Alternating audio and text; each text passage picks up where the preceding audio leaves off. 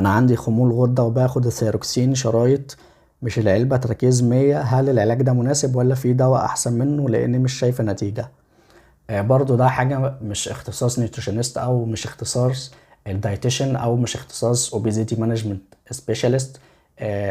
الموضوع هنا اختصاص الفيزيشن بتاعك، فالدكتور المعالج، دكتور الغدة المعالج هو اللي بيحدد الموضوع ده، هو اللي بيحدد الدوز بتاعتك، هو اللي بيقولك امتى توقفيه او امتى ما توقفوش او امتى تكمليه. فالحاجة دي اختصاص فيزيشن مش اختصاص النيوتريشنست. النيوتريشنست قصاد شغل الدكتور بيمشي على تعليمات الدكتور. يعني الدكتور مثلا بيقول هتاخدي سيروكسين مثلا جرعة قد كذا، وتاخديه مثلا الصبح بعيد عن الاكل.